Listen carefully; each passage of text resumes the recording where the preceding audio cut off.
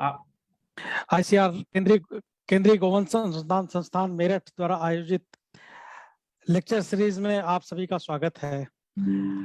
आज मैं सर्वप्रथम स्वामी जी को प्रणाम करते हुए उनके परमिशन से ये कार्यक्रम शुरू कर रहा हूँ। और इस कार्यक्रम में, इस सीरीज में अभी तक 4 लेक्चर हो चुके हैं। आज स्वामी जी का लेक्चर है और इस लेक्चर का विषय Swami Vivekananda and world peace है। आप सभी लोगों को पता है कि वर्ल्ड पीस का क्या इंपॉर्टेंस है और स्वामी विवेकानंद जी का क्या रोल रहा वर्ल्ड को यूनाइट करने में और इंडिया को एज ए लीडर बनाने के लिए, धर्मगुरु बनाने के लिए। तो आज हम इस महत्व को सुनने के लिए स्वामी जी से निवेदन करेंगे और आप सभी लोग जो जुड़े हुए हैं इस कार्यक्रम में, उनका स्वागत है। और मैं आज निवेदन करूंगा अपने निदेशक डॉक्टर अभिजीत मित्र से कि स्वामी जी का परिचय दे कराएं और उनसे निवेदन करें कि कार्यक्रम शुरू करें। प्रणाम महाराज जी और सभी को विशेष रूप से स्वागत। First of all, on behalf of this institute and all of us who have joined today, we profusely thank you, Maharaj ji, for accepting our request. It was a very childish request from us, and we requested you with the only hope that we'll learn something from you, because we have a lot of lectures you have in YouTube. We could have listened that, but we could not resist to request you to come live and discuss with us and tell us about Swami Vivekananda Ji and how we think about the today's context of world peace. We have when we circulated this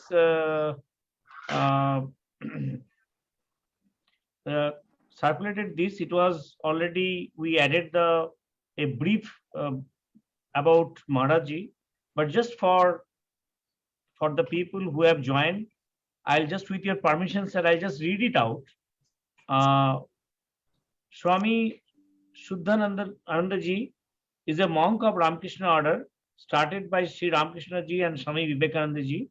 He joined the order of Ramakrishna Math, Pune in 1993, initiated by Revered Swami Ranganathananda Ji, Maharaj, and he was ordained into sannyasa, the monastic vows, in 2003. He is presently Adyaksha of Azadi Ka Amrit Mahotsava, which is a unique center envisioned by Swami Vivekananda Ji, and Azadi Ka Ashram is also one of the premier publication center of Ramakrishna Math and Mission.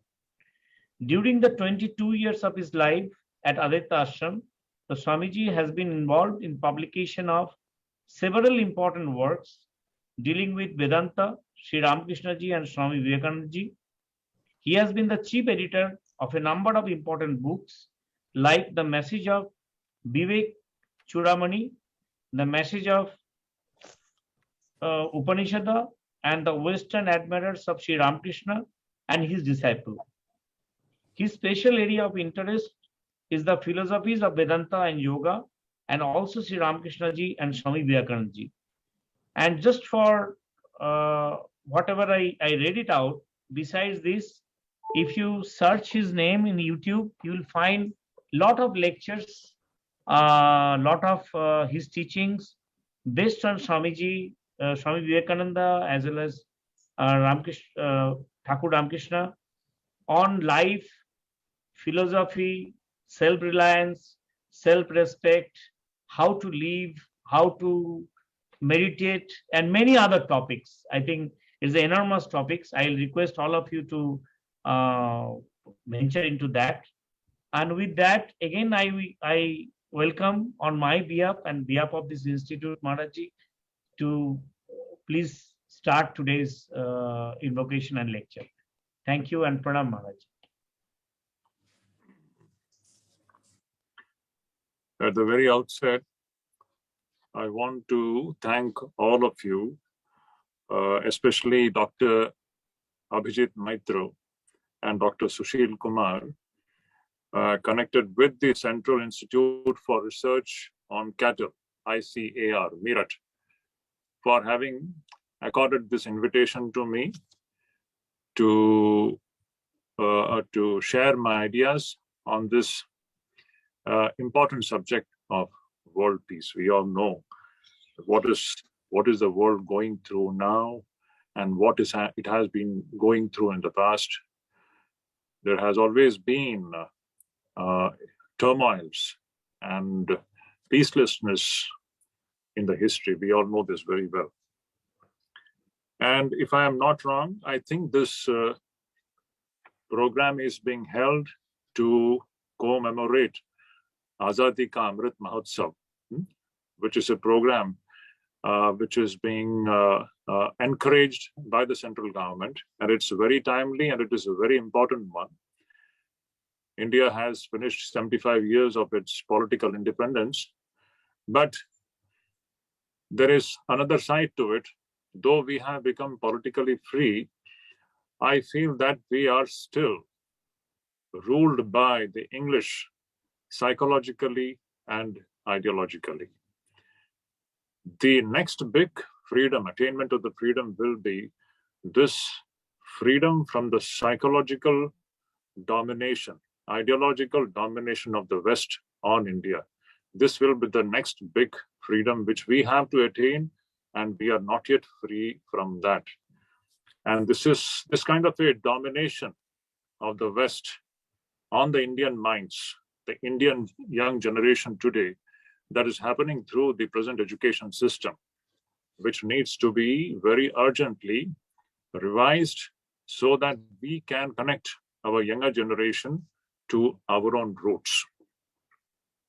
The day when we will find our youngsters, our boys and girls, proud about their heritage, cultural and civilizational heritage, when they will understand who their ancestors were and they will revel in that pride, that will be the day when we can say that we have become truly independent.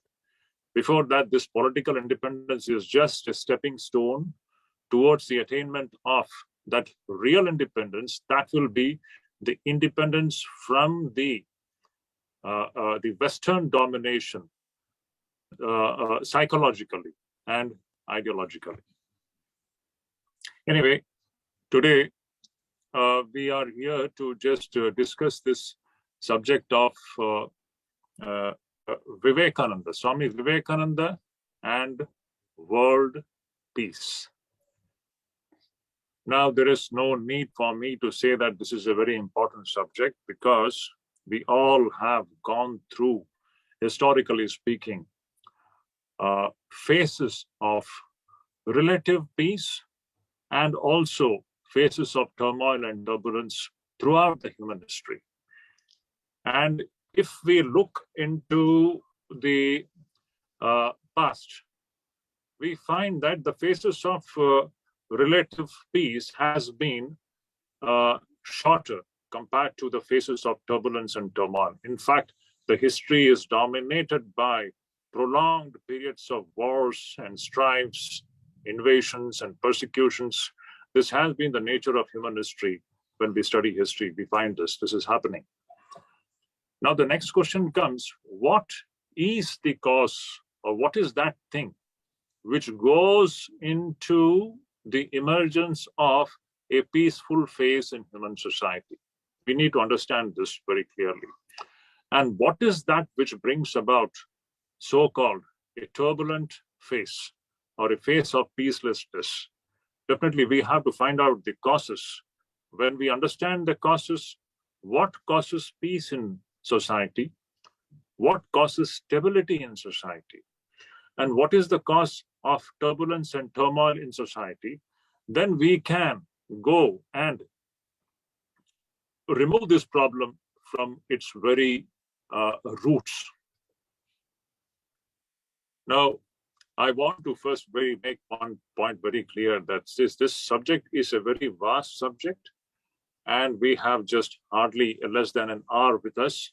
So it is not possible to go into the details of this issue. So I'm not going into the details of it. I'm not going to discuss this problem from the political standpoint, going into the details of who did what and why there is peacelessness in society. I'm not going into the details of it.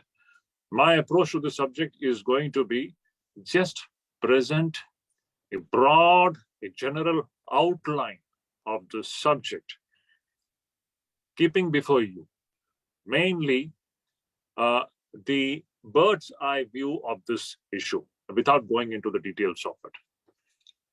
Now, we have to understand one thing. In this creation, there are two forces which are constantly working. The first force is the force of extrovertness, the force which makes us go out and act in the outside world.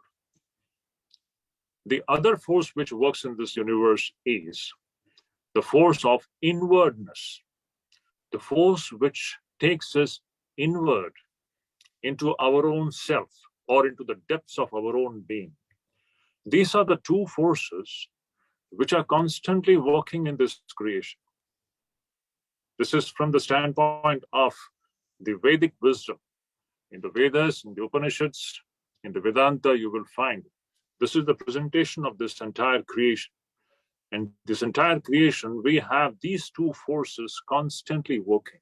The force which throws us outside and makes us extrovert, makes us run after the things.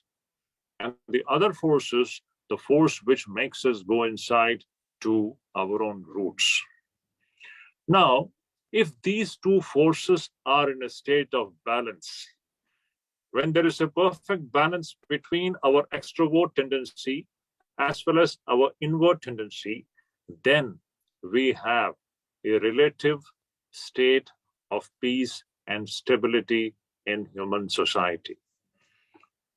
As I said in the beginning, I am going to discuss the subject purely from the bird's eye viewpoint. I'm not going into the details of it. So, now when we talk about these two forces, one is the force which throws us outside, and the other is the force which makes us go inside. Now, the force which functions and makes us go outside, in that also there are two categories. One is when that force which throws us outside is based on righteousness, it is based on dharma, it brings about material prosperity and well-being of the whole society. And again, there is a second type of this extrovertness, that is when that force which is throwing us outside, when it is based on purely on pride, arrogance, lust, greed, passion, and sense of hatred, when these are the devilish tendencies which guide our extrovertness, then that force turns out to be destructive. Not only destructive, it becomes the cause of unending turmoil and strife in human society. Once again, I repeat, this force of extrovertness, it is of two kinds. It can be based on dharma and righteousness. When it is based on dharma and righteousness, it will bring about material prosperity and well-being to all. But if this extrovertness is based upon devilish tendencies like pride, arrogance, greed, passion, lust, and hatred, then this extrovertness is going to bring about turmoil and turbulence in human society. Now, this is the general phenomenon which we can note, which is happening in human society from the ageless past. Now, in all such situations where there is an imbalance between these two forces, forces which throw us outside as well as the force which makes us go inside, when there is a gross and notable imbalance, when the forces of extrovertness become stronger and the force of inwardness becomes weaker, and over and above that, this force of extrovertness, when it becomes guided by the devilish tendencies of lust, anger, passion, and hatred, then comes that phase of human society where you will find there is continuous turmoil and turbulence and peacelessness. If you look into the present situation all over the world, this Ukraine and Russia war, what is it actually motivated by? It is this extrovertness, this force of extrovertness which is guided by arrogance. The force of extrovertness which is guided by the devilish tendencies of lust, greed, passion, and hatred for a certain race. It is that which is actually goes into the emergence of this kind of a peaceless and turbulent society. Now, if you look back into the history, this is the story of the entire human race from timeless past. This is what has been happening. As I said, whenever there is a perfect balance between the forces of inwardness and the forces of extrovertness, that will be the phase of so-called relative peace and stability in human society. So whenever in human society we find this imbalance is lost and the forces, the devilish tendencies, they begin to dominate our outgoing tendencies, in all such situations, we note that the divine being comes down in a human form to once again bring about a balance between these two forces. And in and through the bringing of this balance, that divine being slowly ensures the emergence of a so-called relatively peaceful state of stability and peace. Such a divine being is what we actually, in our Vedic tradition, we refer to them as incarnations or avatars. Every time the avatara comes to bring about this kind of a balance into the society, a society which has become totally imbalanced. You all know the famous verse from the Bhagavad Gita, Yada yada hi dharmasya glanir bhavati bharata abhyutthanam adharmasya tadatmanam srijamya. Whenever there is an increase in adharma, and dharma is overpowered by adharma, then what happens? This kind of an imbalance takes place. Then in order to ensure the peace and stability of this world and creation, that infinite being, that Ishvara, comes down in the form of an avatar. And he tries to bring about this kind of a balance between these two forces, which is constantly working in human society. Now, from time immemorial, we see at different junctures of human history, different incarnations have come. If you go back, we have Ram, Krishna, Buddha, Shankaracharya. And in the most modern times, in our own times, we have that very Ishvara, that Ishvara who had come in the form of Ram in the past, that Ishvara who had come in the form of Krishna in the past, that very Ishvara today has come in the form of Ramakrishna. And Ramakrishna brought Swami Vivekananda along with him to fulfill his mission of Dharma Sanstapana, to bring about this balance which is lost in the modern times. Now, in short, we can say that when the incarnation comes, or today, if we look into the situation, if Vivekananda has come to bring about a drastic change in the human society. He has come to change the human society in a very foundational manner. No, if I remember, a very famous thinker speaking about Vivekananda, he had said that Vivekananda was that heroic soul who was destined to take the world between his two hands and change it. What a beautiful observation it is. He says that Vivekananda is that heroic soul who was destined to take this world between his two hands and change it. He had come to change this world, as if it is said that when Vivekananda went to West from India, he was as if he was going to hold the entire world between his two hands and change it. Swamiji himself has spoken about himself in a certain situation, in a certain place. I think it is in London, where he says his one wish is to give a new civilization to the world. I think it was in 1896 in London, where Swami Vivekananda, he is speaking about his own work. In 1893, Vivekananda went to America. We all know that. And this work of changing the world in a very foundational manner by giving some root ideas to the entire human race, that process was initiated by Vivekananda in 1893. And after 2.5 years of hard labor in America, Swamiji, when he came to England, in London, he makes this statement about his work. He very beautifully, he says, in America, I have just started my work. I have just raised a few waves.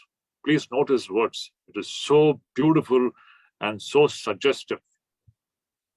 Swamiji is saying, in America, I have just started my work. I have just raised a few waves. We have to raise a tidal wave. The society has to be turned upside down. The world has to be given a new civilization. Once again, I repeat his words. He says that the world has to be given a new civilization. Swamiji has come to change the world, as it was stated before. He was that heroic soul who was destined to take the world between his two hands and change it. Vivekananda himself speaks about himself in this very language, in this very line. He wanted to give a new civilization to the world. Now the next question comes, what can bring about this kind of a new civilization? When we talk about new civilization, that itself connotes certain things. New civilization, why there is a need of a new civilization? Because the present civilization, the present human society as it is existing, in this condition here, the two forces which I referred to in the beginning, they are in a state of imbalance. Today, the forces of extrovertness is so strong, and that force of extrovertness is guided by the devilish tendencies of lust, anger, passion, and hatred. That is why there is so much of adharma. Adharma is completely subjugating dharma, and that is why there is a state of peacelessness, strife, and turmoil all over. This is our present situation, the present civilization. Vivekananda wants to bring about a new civilization where there will be a perfect balance between the forces of extrovertness and the force of inwardness. And in the force of extrovertness, that extrovertness will be based upon dharma, will be based upon righteousness. This is precisely the role of avatara. Every time when the avatara comes for this very purpose. And now, you see, now when we are talking about Vivekananda having come to change this world, to change the human society, not physically, but ideologically, by giving the right ideas, the foundational ideas, the ideas which will slowly make the human society shift from the path of unrighteousness to righteousness. And that righteous tendencies will be balanced by a perfect spiritual base. This is the kind of balance which has to be brought about, and this is the mission of every avatar. Vivekananda also came for this very purpose. Now, when we talk about Vivekananda having come down to bring about this kind of a change, the next very important question is, we need to understand a little bit, what is this personality called Vivekananda, whom we are referring to? Vivekananda has been the source of inspiration for everybody in India and the world. In the world, I would not say, but definitely when it comes to the modern India, the India of today, he stands at the top, the very Himalaya of inspiration. We all know this. That's why there is a need to understand what this phenomenon called Vivekananda is. It's very vital to understand this part. Now, how to understand? One of the finest evaluations, or one of the finest observation about who this Vivekananda is found in Sister Nivedita's statement. Nivedita very beautifully says, Nivedita, you all know, Sister Nivedita was the disciple of Swami Vivekananda, and she came all the way from England to India, following her guru, to fulfill the mission of her Guru. And she dedicated her life completely to working for the well-being of Indian women and for India's freedom. It's an extraordinary life and an extraordinary story. The details of that, we are not going to take it up now, but this is the brief introduction of this wonderful personality called Sister Nivedita. And her Guru was Swami Vivekananda. And mentioning about her Guru, Swami Vivekananda, whom she had watched very closely. She had a very close association, and she had learned everything from this great master called Swami Vivekananda. So talking about Swami Vivekananda, Sister Nivedita says that Vivekananda is made up of three things. If you look into Swami Vivekananda's personality, you will see that Vivekananda is made up of three things. What are these three things? Number one, Shastras. Number two, Bharat. Number three, his own Gurudev, Sri Ramakrishna. Now, to go into the details of these 3 points, what do we mean by Shastra? By Shastra is meant the great universal scientific spiritual teachings of Vaidika Hindu Sanatana Dharma. He was the very embodiment of the universal scientific spiritual wisdom of Hindu Sanatana Dharma. This is what she means by Shastra. Vivekananda was the very embodiment of that, number one. Number two, Swami Vivekananda was the very reflection of Bharat. He was Bharat. And number three, that he was made up of the great wisdom coming from his own Guru, Sri Ramakrishna. How perfectly correct this observation is about Swami Vivekananda. If you look into Swami Vivekananda's literature, we see that you may turn any of the pages of Vivekananda's literature, or even if you are studying his life, you will find that these are the three things out of which this great personality called Vivekananda is made. Any page you turn, either he is talking about the great spiritual wisdom of the Vaidika Hindu Sanatana Dharma, or he is talking about his country, his motherland, Bharat, with such pride, which is something unparalleled. Or he is speaking about his Gurudev, Sri Ramakrishna. This sums up the whole personality of Swami Vivekananda. You poke Vivekananda from any side, any corner, you will find one of these three things. Either he is talking about Bharat, or he is talking about his Gurudev, or I would say a major chunk of Swamiji's literature is the universal scientific spiritual wisdom and teachings of this immortal system called the Hindu Vaidika Sanatana Dharma. He was the greatest spokesperson of this ideology. See, now we are going to the roots of this whole issue. We need the right ideology which can bring about this peace into the human society. Where is that ideology? That is the question. And what did Swami Vivekananda preach throughout his life? He preached this. So, in short, we need to first understand what Vivekananda is. According to Nivedita, he was made up of these three things. Now, Swamiji himself has spoken something about himself. That is also equally interesting. At one place, Swamiji says, and he refers to himself as condensed India. Swamiji says that I am condensed India. If we take India and condense it into a human form, that form will be Swami Vivekananda. Whenever you look at Swami Vivekananda, whenever we study Swami Vivekananda's works, Swami Vivekananda's form and his ideas are the door or the window in and through we actually enter into the soul of India. Opening Swami Vivekananda means you are entering that door in and through which you can enter into the soul of India, Bharat. That is the beauty of Swami Vivekananda. Swami Vivekananda was the very condensed human form of Bharat.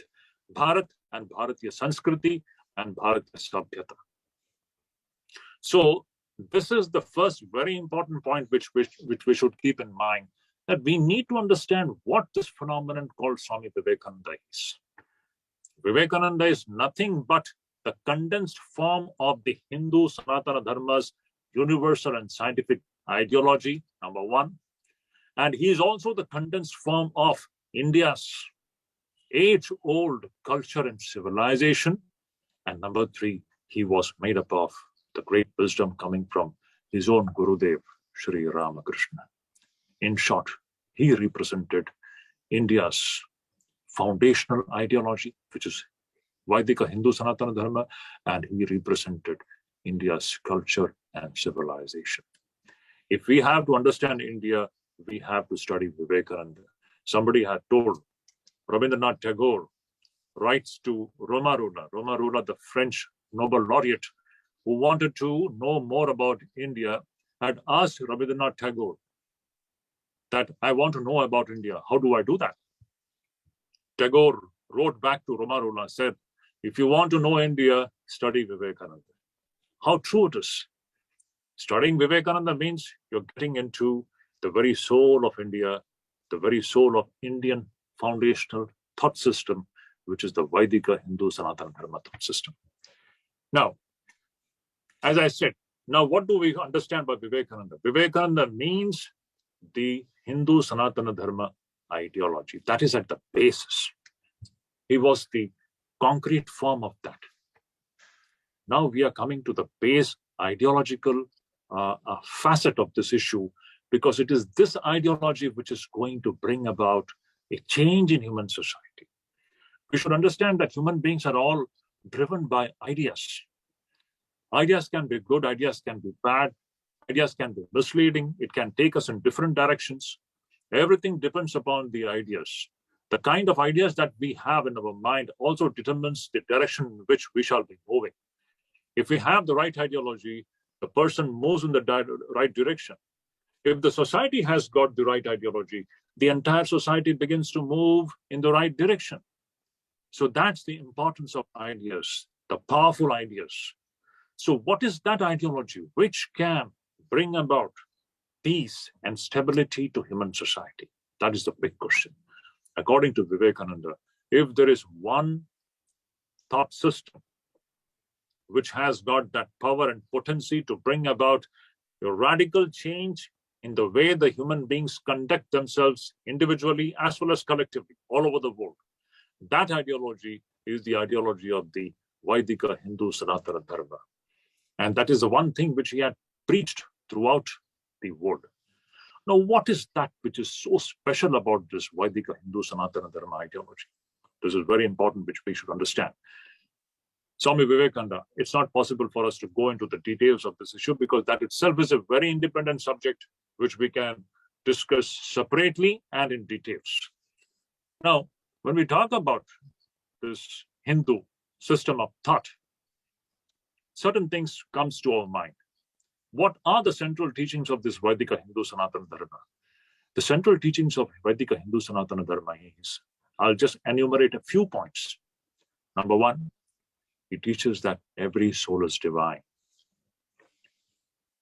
Number two, it says that at the core of this creation is that divinity. So this entire creation is divine. Everything is divine. Nothing is separated from divinity. Number three, to experience this divine, I am using the word experience.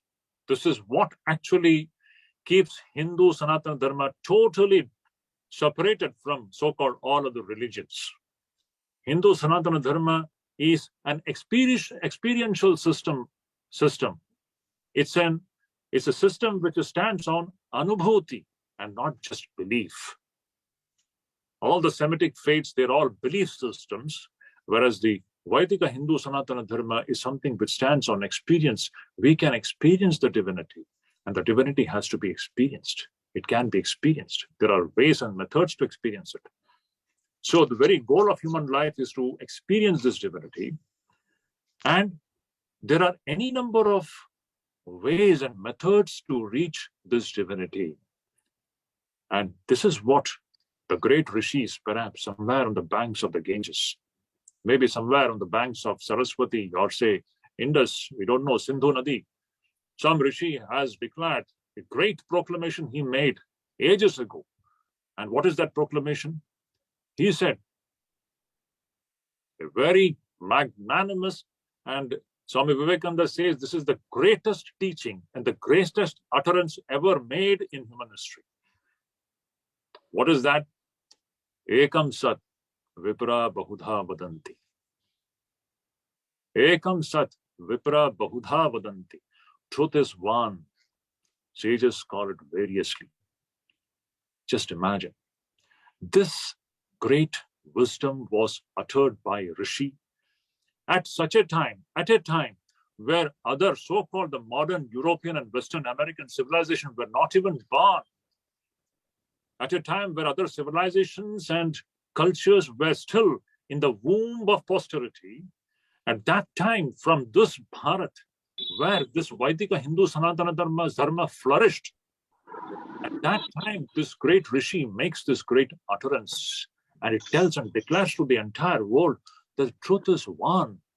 There are no two truths. We are all seeking that truth, no matter in which form. And that truth is known by various names, and it can be approached by various methods. This is the greatest teaching that has come out of this Vaidika Hindu Sanatana Dharma thought system. And Swami Vivekananda says something very beautifully. I will just read out that portion, what Swamiji says about this great teaching. Ekam sat vipra bahudha vadanti. Swamiji says, the whole history of India you may read in these few words. What is history of India? Swamiji says the entire history of India can be read in these few words. Ekam sat vipra bahudha vadanti. The whole history of India has been a repetition of this one central doctrine. It was repeated in this land till it had entered into the blood of the nation, till it began to tingle with every drop of blood that flowed in its veins, till it became one with the life. It has become the very central keynote of our national life and national character. And Swami Vivekananda says, and thus this India, great land, this Bharat, has become transmuted into the most wonderful land of toleration, giving the right to welcome the various religions as well as the sects into the old mother country. What a beautiful observation it is. Swamiji says that this central teaching, Ekam sat vipra bahudha vadanti, this is what has been repeated in Bharat from age past. And it has been repeated so many times that it has got into the very blood of its people, and it has become the very national character and national life itself. To such an extent, Bharat has become the land where it has been transformed into a land of not only toleration, but sympathy for all the other religions coming from the other parts of the world. So this is the great importance of this teaching called Ekam Sat Vipra Bahudha. That's why you see, if you just look into the Indian society, what do we find in India?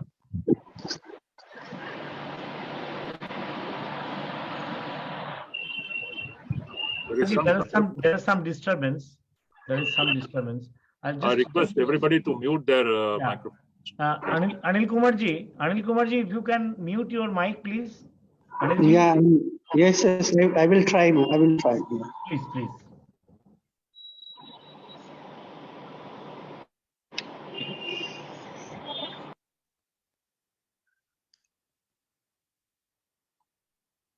Yeah, Maharaj, please go ahead. Yeah. So we were discussing the importance of this great teaching called Ekam Sat Vipra Bahudha Vadanti, where Swamiji says that this one thing has got into the very blood of the national life, and it has transformed Bharat into a land of not only toleration, but sympathy for all those religions which has come from outside. Now see, this is a very important fact, a very important point. Where on earth such a phenomenon has ever taken place, or where on earth such a phenomenon exists even today? This is a very important point. In every other society, if you just see, there is only persecution of those people who don't believe in your thought system. Now, we all know very well, 2,000 years of Christian history, 2,000 years of Islam, 1,400 years of Islamic history. What is this history? And history which is soaked and written in blood, persecution, and whatnot, invasions, mass genocides, wiping out of civilizations.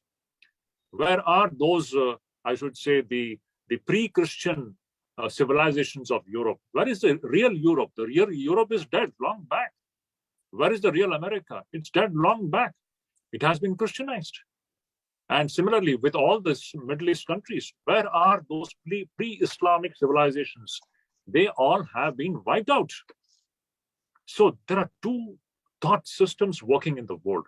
One which believes that anyone who doesn't follow my system, wipe that race from the face of earth, kill it. They are meant to be killed.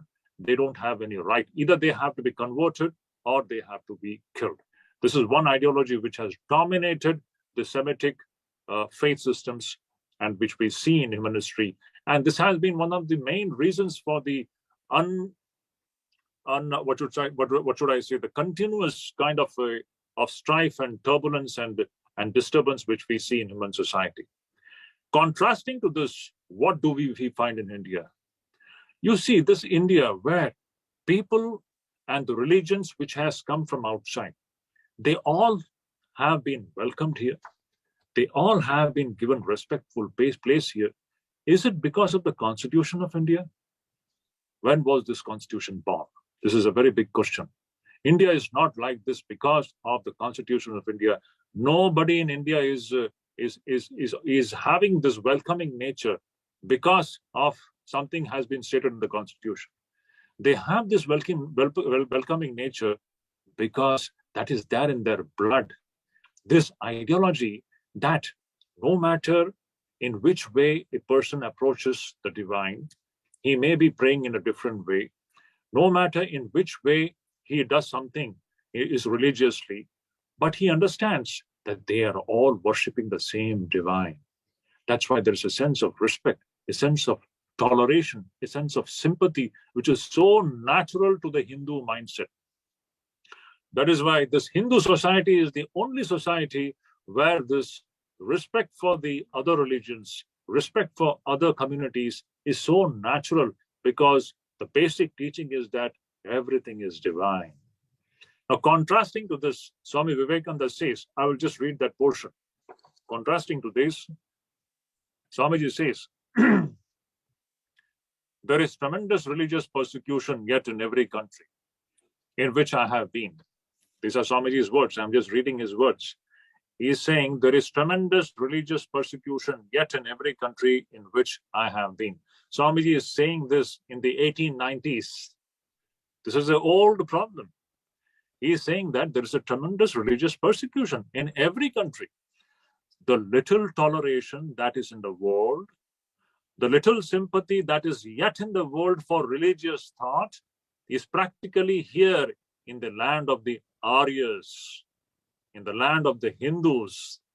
This Bharat, this is the land where there is toleration and sympathy. Nowhere else, Swamiji says.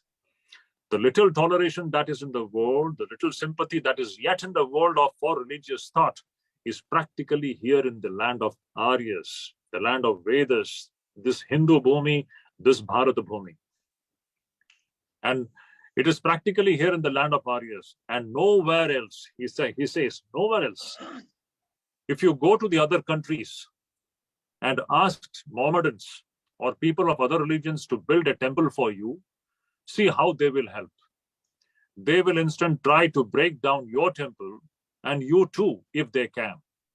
The one great lesson, therefore, that the world wants most, the world has yet to learn from India or the Hindus, is this idea of not only toleration, but sympathy.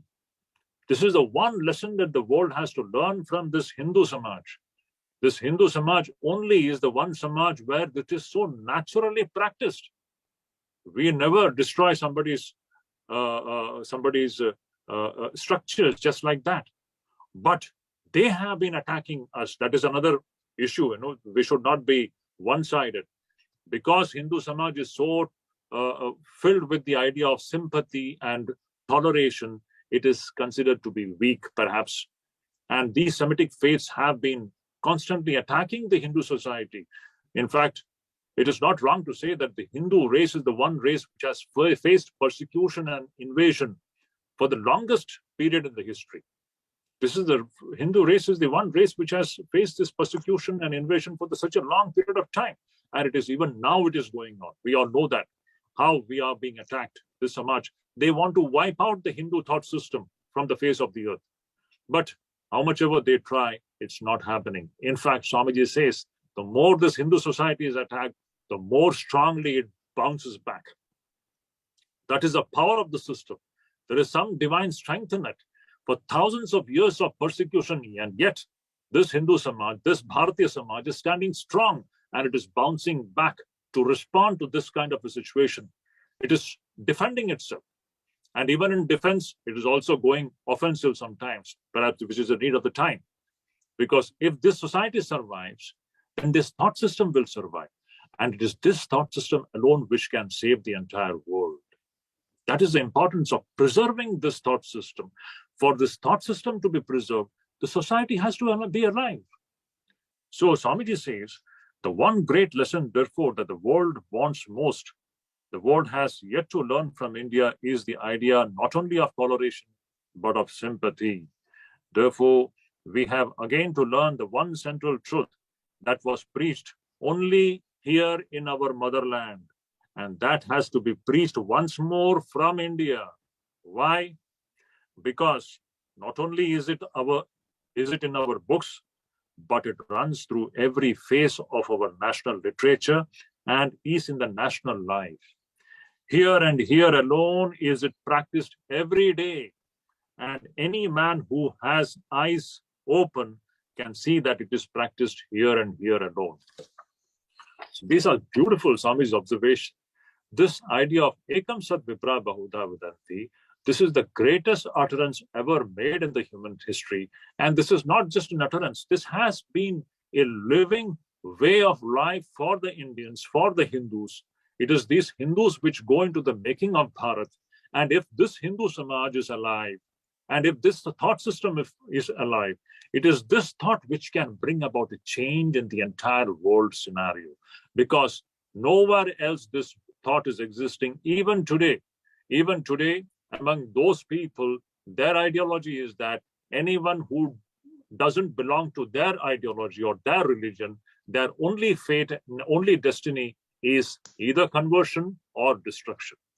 So this is the kind of fight between two ideologies, we may say. And the ideology which can bring about true peace in society is this Hindu ideology, which will teach the entire human race to respect everybody. So that is the importance of this great teaching. That is why Swami Vivekananda says, this great Vedic Hindu Sanatana Dharma system has to be kept alive. If it is alive, India is alive. India means this Hindu Vedika Sanatana Dharma culture and thought system. That is what goes into the making of Bharat. Without this Hindu Vedika Sanatana Dharma thought system, there is no India, number one. And this has to be alive. It should not die. Swami Vivekananda says, shall India die? If this thought system dies, if this society dies, the Hindu society which practices this, if this dies out of persecution or whatever it is, what will happen? Swamiji says, then from the world, all spirituality will be extinct. All moral perfection will be extinct. All sweet soul sympathy for religion will be extinct. All ideality will be extinct.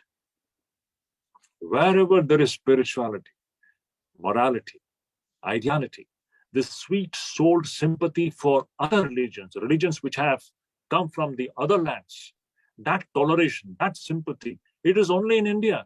And if this India dies, that spirituality is gone, that morality is gone, that ideality is gone, and that toleration and sympathy for the other religions, it's all gone. What will be left is only dogmatism, fanaticism, and which takes its form in the form of, say, persecution and terrorism. We all know this very well. So such a thing can never be, Swamiji says. So there is a big Hindu revival. We all know that it is happening all over the world. And Swamiji says that those that think that the present revival of Hinduism, Swamiji says, those that think that the present revival of Hinduism is only a manifestation of patriotic impulse, they are deluded. Do not think that it has got nothing to do with politics. It has got nothing to do with patriotism. This Hindu revival, it is a need of the time. It is a very divine need. If the world has to be put on the track of perfect balance, as I said in the beginning, there has to be a balance between the forces of extrovertness and the forces of inwardness. If this balance has to be brought back, that can be brought back by this great universal scientific thought systems of Hinduism. That is why there is a revival. It is a divine arrangement. It has got nothing to do with some patriotic impulse or politics.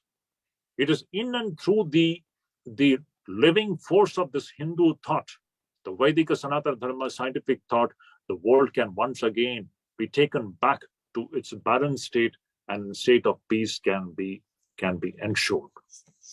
So this great teaching can go from India and India alone. Swamiji has again and again, he has spoken about this. He says, once again, the world has to be conquered by the Hindu thought. Several places he mentions this. Once again, the world has to be conquered by Indian spirituality. What is this Indian spirituality? This Indian spirituality means the spirituality of the Vedika Hindu Sanatana Dharma. He wanted the world to be conquered by this. That was his one mission. He used to say that that is the one dream of my life. And in one place he says that I want each one of you to have the same dream. That as long as India, this Indian thought, doesn't conquer the entire world, we have to work. Indians have to be awakened. Hindus have to be awakened. They should be taken back to their roots.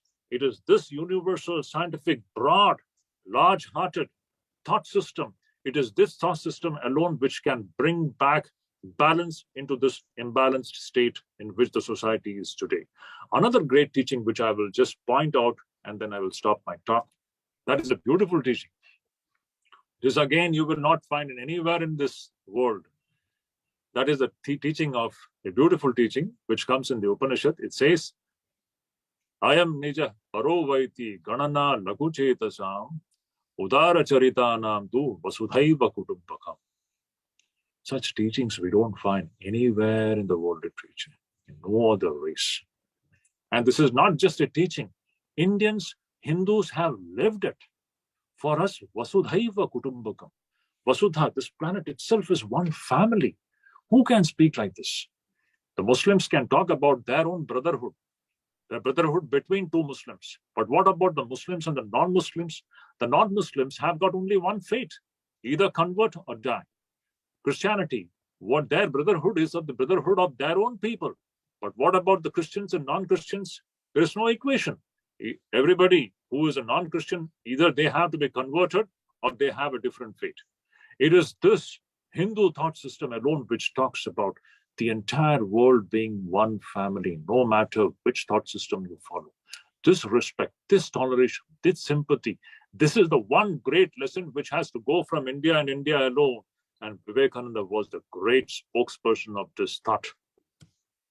It is this thought system which is going to bring about peace and stability. It is a long, long process.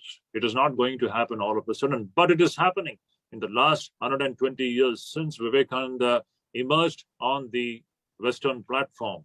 And he declared this to the entire world, declared the glory of India, glory of Hinduism, the glory of the Hindu thought. The world has started to change. It is happening. Larger and larger numbers of people are coming back to this scientific system of thought, and they are taking it very seriously. And thus, a slow and silent transformation is underway. It is happening unknown and in silence, and it will happen. It will take some time, but the society has to move in this direction.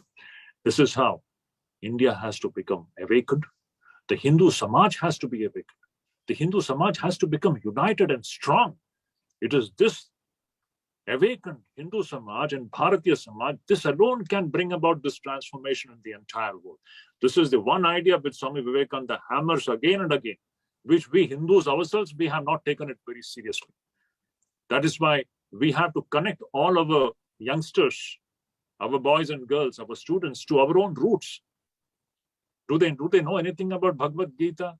Our own Hindu boys and girls, do they know anything about Ramayana and Mahabharata, the glory of it? Do they have a sense of pride about their ancestors? They don't, because they have not been told about it. And in this respect, a great culprit is our present education system. Our present education system needs to be revamped urgently. As I always tell all our brothers, wherever I get a chance, this has to be done. The books like Ramayana and Mahabharata and Bhagavad Gita and Yoga have to be introduced in the school. That is how we can take our children back to our roots. And once they feel proud about their ancestors, their universal grand thought system, which is nowhere in the world, once they take pride in that, that is how India will become great and glorious, and India will become an instrument to bring about a great global transformation. So this is the direction in which we have to move, and this is what I wanted to briefly present to all of you in the subject of Vivekananda and world peace. This is a very vast subject. I have not gone into the details, and I have not discussed this point from the standpoint of politics. I have just presented to you all a very broad outline to recapitulate the whole thing. What I wanted to say is that in this creation, there are two forces. One force which takes us outward, and the other force which takes us inward. And as far as this force which takes us outward is concerned, in that also there are two categories. One is this outward going force. If it is based on righteousness, if it is based on dharma, it brings about material prosperity. If this very outward going force, if it is based upon lust, anger, greed, passion, and hatred, it brings about peacelessness and instability in human society. To change the situation, the great people come. They want to bring a balance between this outward going force and inward going force. When that balance is brought back, then only the society begins to gain some kind of a relative peace and stability. This is the way in which we have to work. And that stability ensuring thought system, that peace ensuring thought system is the thought system of the Vedic Hindu Sanatana Dharma, which is an all-comprehensive, an all-embracing thought system. It does not exclude anybody. Though this is the one race which has been continuously attacked. Even today it is being attacked. We know what is happening in India, how Hindu Samaj is being attacked, even in India itself. It is happening. But at the same time, this great Hindu force is bouncing back with all force. It has to work in its own defense, because this system has to be alive. It should survive, because in its survival is the survival of the entire world race. Because these ideas, these universal ideas which we can bring true transformation is nowhere in the world, nowhere in the West. Swami Vivekananda in one place says, we think that we are educated. Where is education? Education, the true education has not even started. What is education? An education which does not teach us to have love and sympathy for the others. Is it an education? Education of just physics, science, and chemistry doesn't make men. Where are the true men with that large heart who can embrace the entire world as one family? That is real education. That kind of a real education has not even started. Civilization has not even started, Vivekananda says. So to think that we are civilized and we are educated, it's a big question mark. Real education, real civilization will come when the human society will have the capability to embrace the entire world as one's own self. And that, to bring that, these great personalities like Vivekananda came in our midst. So, dear friends, with this, I conclude my talk, and I think I have made my point clear to some extent at least. Thank you. Maharaj, pranam, and thank you very much for such a elaborate and in a short time, of course, in such a wide topic and such a vast topic. I think I'll open this for some questions, answers, if you agree. If you can, Yes. we can take some questions. Yes. Please, if you write your questions in the chat box, that is one way. Otherwise, you please raise your hand so that we can, one by one, we can take the question, please.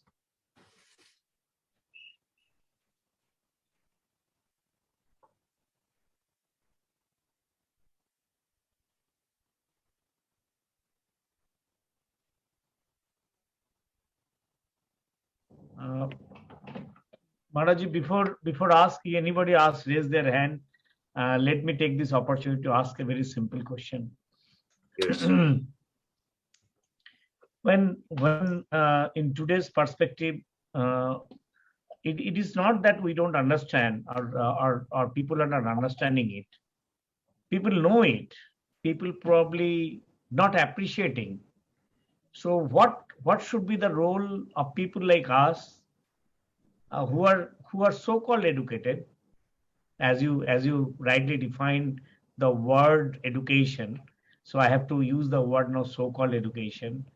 What should be the role we should play in the society, and how what should be our role to bring the better balance or order in the whole world, or in the society? It's a very good question, Abhijit. You see, this is the one thing which we have to take very seriously. The question is, see, talking about this is one thing, but finally it all boils down to one thing. That one thing is, what can I do in this situation? What can I do? And what can I best give to those people who are closest to me, so-called the family? You know, me and my family, this is the setup in which we are living. So I may be having my kids, my wife, and all of them. So it is this area that we can do something very seriously. And here comes the question of putting our life on the track of so-called what these great masters have shown to us. Now, as I said in the beginning, see, we have got India's political freedom from the British rule. But if you just look into the mindset of our youngsters, and not only youngsters, most of the big chunk of the so-called Hindu English educated people, I want to especially talk about the English educated people.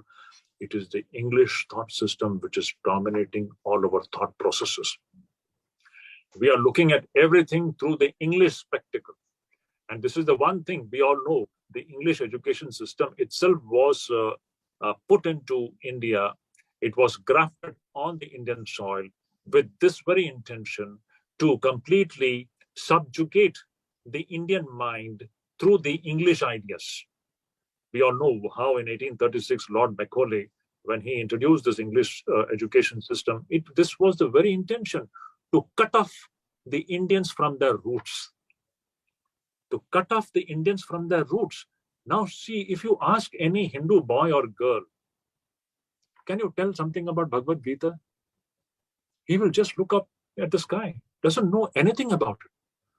And when I study Bhagavad Gita, or when I talk about Bhagavad Gita to my so-called students or whoever it is, every time I feel what a great treasure it is, which has not been given. It is like that if you have some sampatti with you, every father would want to give that sampatti to their children. And this is the greatest sampatti, the treasure which can really make a life. It is the science of life itself. So if you ask as to what you can do, you have to do everything that can connect yourself as well as your people, connect them to their own cultural and civilizational roots. This is the one big thing which we have to do. And this we have to do in and through formal education, by bringing about a change in our curriculum in the schools and colleges. These things have to be introduced there in a very graded and systematic manner, and this has to be done in our family also. This introduction of our culture and civilization and getting connected with it in and through a very wonderful method of this is the true education, I would say. Thank you, Maharaj ji. I think you have increased our all of our responsibility. Suddenly, we will feel more responsible.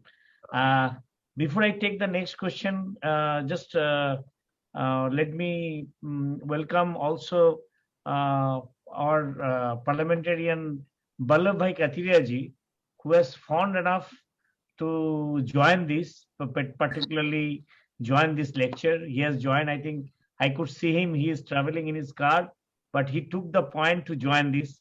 Kathiria ji, namaskar and welcome. And if you can, namaskar. Very nice talk by our honorable Swami Pujya Swami Ji, Shuddhidananda Ji. Very nice, wonderful. I am really very much pleased, and I was hearing throughout the lecture. Swami Ji, pranam. Pujya Shuddhidananda Ji. I am from Rajkot, and Swami Nikhileswaranand Ji is very close to me. अच्छा Rajkot ashram. अच्छा अच्छा, नमस्ते नमस्ते नमस्ते नमस्ते. तो आपने सही बात कही कि जो पैराडाइम जो शिफ्ट हो रहा है ना, पैराडाइम शिफ्ट, मुझे लगता है कि न्यू एजुकेशन पॉलिसी में we have covered in all your points. भाई कैसे राइट फ्रॉम वसुधैव कुटुंबकम टू वैल्यू एजुकेशन, ये बात मोदी जी ने अच्छी तरह से, नॉट पॉलिटिकली, पर हमें मानना पड़ेगा कि मोदी जी ने जैसे गीता हर एक फॉरेनर्स को, कोई भी डिग्नरीज को आते हैं तो गीता प्रेजेंट देते हैं. दैट गिव्स अ मैसेज कि भाई what our culture is, what our spirituality is. बहुत अच्छा रहा. Really very much please. Abhinav Mitra ji, आपने एक अच्छा आयोजन किया. मुझे लगता है कि आजादी के ये अवसर पर अच्छा रहा. आपकी सीरीज को चालू रखना चाहिए. ऐसे अलग अलग महात्मा को बुला कर महाराज जी को और थोड़ा कष्ट देंगे, एक दो लेक्चर में और डिफरेंट टॉपिक में. और मैं चाहूंगा कि एक बार महाराज जी हमारा संस्थान में एक बार फिजिकली आए. ज्यादा दूर नहीं है महाराज जी यहाँ से, बहुत दूर में नहीं है. और I am sure he must be travelling Haridwar, Dehradun, वहां से भी एक रास्ता है, लेकिन एक दूर का रास्ता इधर से भी जाता है. तो महाराज जी को मैं रिक्वेस्ट जरूर करूंगा. If you have any other question, anybody.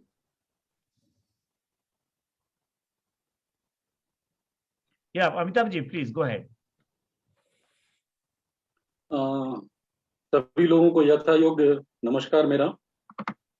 Swami ji, एक बात तो आपसे मैं कहना चाहूंगा कि आपकी जो आवाज है उसमें बहुत दम है.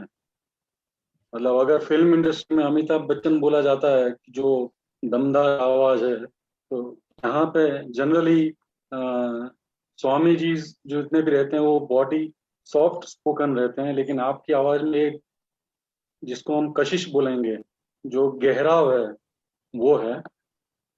और जो आप बोल रहे थे वो मैं काफी देर से सुन रहा था. उसमें मुझे एक श्लोक याद आया जो आज सवेरे ही मैं शाखा में गया था तो वहां सुना था. तो आपको बताना चाहूंगा.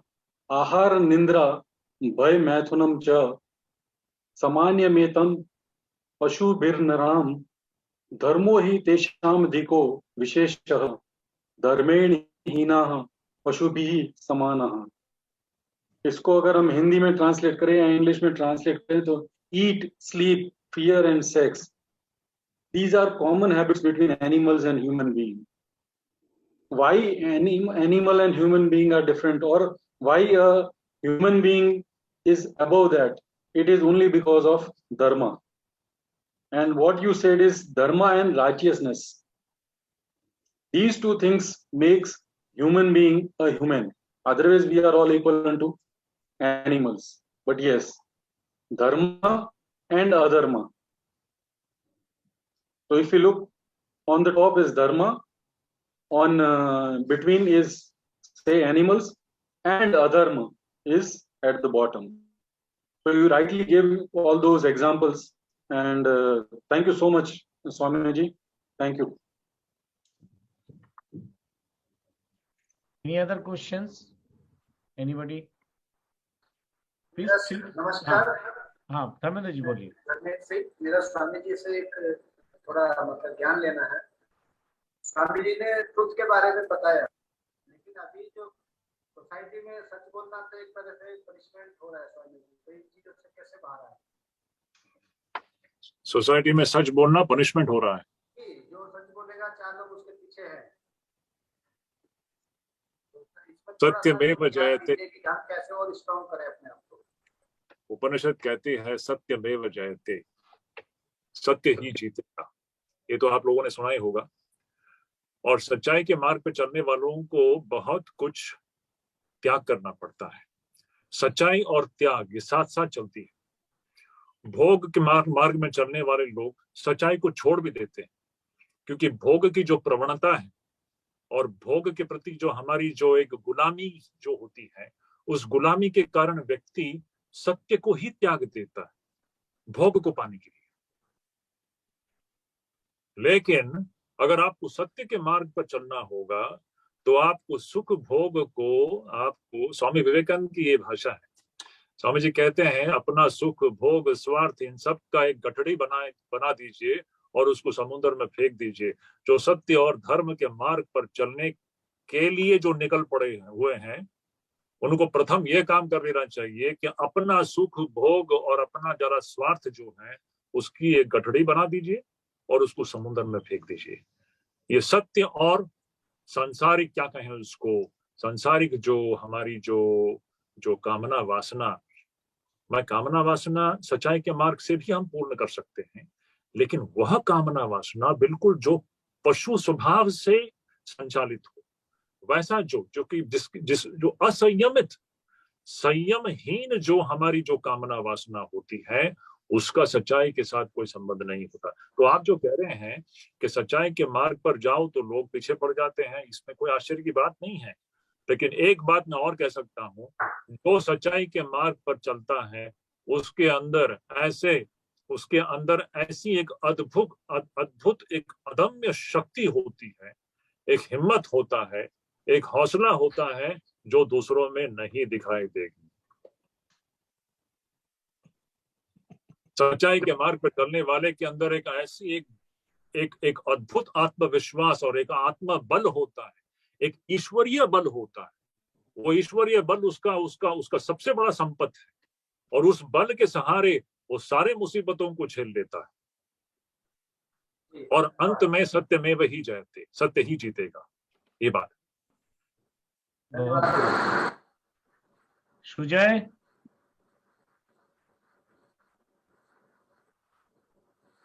anybody?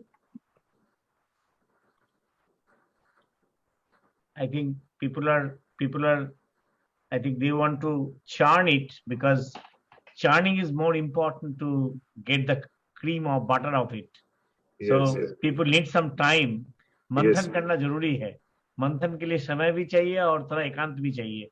दोनों जब होगा तभी मंथन होगा। तो मेरे ख्याल से महाराज जी, हमारा तरफ से आपको बहुत बहुत धन्यवाद देके, हम छोटा तो नहीं करेंगे और हम बोल भी नहीं सकते, but it has been a very interesting, different and very learning experience. And I must tell you before I hand over to Sushil, हमारा बीच में रवि महाराज जी है, मैं उनको सामने आने के लिए नहीं बोलूंगा। ये स्वामी जी का आइडिया था। मैं रवि महाराज जी से ऐसे ही एक दिन वार्ता कर रहा था, तो महाराज जी को बोला कि ये विषय पर मुझे कुछ ऐसे एक लेक्चर सीरीज में बताना है। तो ये उन्होंने ही आपका नाम और आपसे मुझे संपर्क कराया, तो फिर हम जुड़े। तो पहले तो वो सामने नहीं आएंगे, मैं उनको बोलूंगा भी नहीं, अनुरोध भी नहीं करूंगा। तो हमारे तरफ से, हमारा पूरा CIRC परिवार के तरफ से रवि महाराज जी को भी बहुत बहुत प्रणाम और धन्यवाद। और महाराज जी आपको भी, और सभी लोग जो जुड़े हमारे साथ, और मेरे ख्याल से फेसबुक लाइव से भी बहुत लोग जुड़े हैं। रविंद्र जी, कुछ सवाल करना चाहते हैं आप?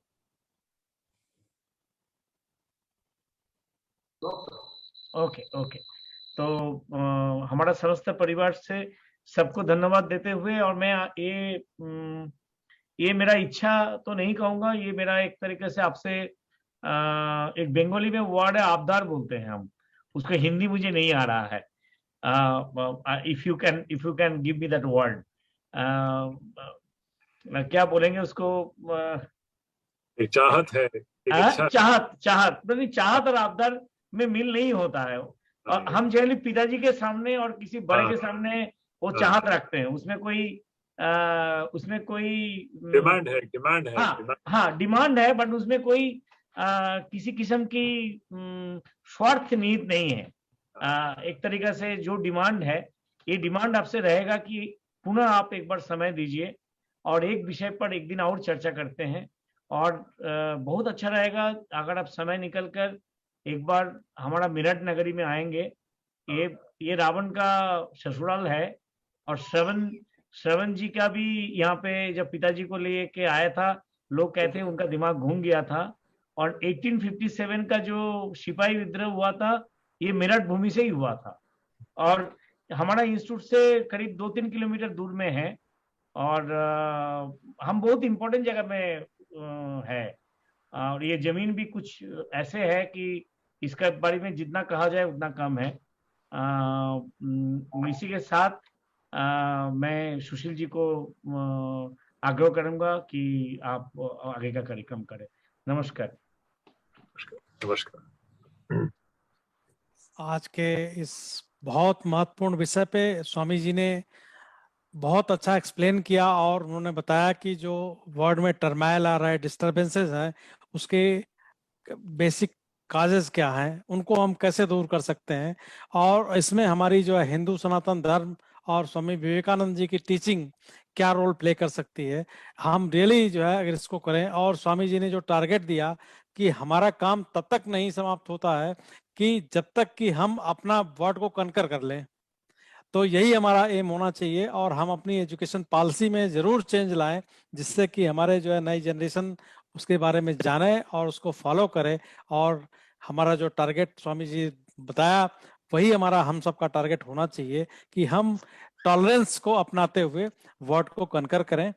और आज मैं स्वामी जी को बहुत बहुत धन्यवाद देना चाहता हूं कि इतना बढ़िया लेक्चर दिया, और उन्होंने एक रिक्वेस्ट पे उन्होंने एग्री किया और तुरंत उन्होंने लेक्चर लिया।